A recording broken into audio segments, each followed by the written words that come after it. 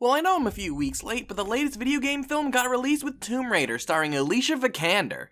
Now, I will fully admit that I'm not well versed with the Tomb Raider franchise. The closest I've ever gotten is the two films starring Angelina Jolie, and to be better than those, all this film has to do is to not make me want to drink bleach. So while some people think that my opinion would be invalidated because of this, I think it makes my criticism of the film all the more fair. Because I have no backstory or overall knowledge of the series, this should make me more qualified to judge this as a movie itself without connecting it directly to the games and forcing it to solely stand on its own. This new film is based on the current reboot series of games and focuses on a more realistic interpretation of the series as well as showing the origins of Lara Croft. And let me tell ya, I enjoy Vikander's performance much more than I did Jolie's. She brings this air of fun to the character. She seems both inexperienced but always quick on her feet. Seeing her work through a situation was fun, but what wasn't fun was seeing her jump off of absolutely everything waving her arms in slow motion. I get it, that's the game, but here it comes off as cheap, lazy, and annoying. How cheap this film looks is something that not only plagues this film, but a majority of video game films. The CGI and other effects always look super cheap, but studios think it's okay because it's based on a video game, and that's just what video games look like. And I mean this for almost every real Tomb Raider-y scene. I feel like if there was a bit more of a budget, these scenes could have been made to look more realistic and in line with the rest of the film. Thankfully, I feel like the filmmakers somewhat knew this.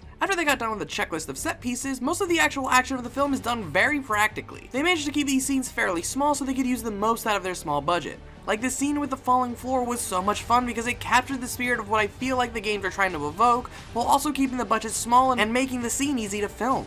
This was the highlight of the entire movie. So does all of this mean that we have a great video game movie?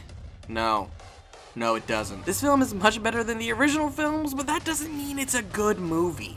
The bad effects really started to get old by the end of the film. The film's script was also written with the most boring dialogue ever spoken. Unless Lara herself was talking, no one really goes out of their stereotypes. And that goes hand in hand with the story itself. It is one of the most cliche films I have seen all year. Well, I don't know how close to the game it actually is, and if you subscribe to my YouTube channel, you'll be able to watch me find out. I can just tell that what must have made the game special was not translated into this film. Everyone exists just to tell Lara some new information about the MacGuffin of the film or to shoot at her. It gets old by the end of the movie and it just makes the entire thing feel really slow. I really can't recommend this film unless you are already just a huge fan of the games because this film just feels like it's a feature-length cutscene to me. This gets a 4 out of 10.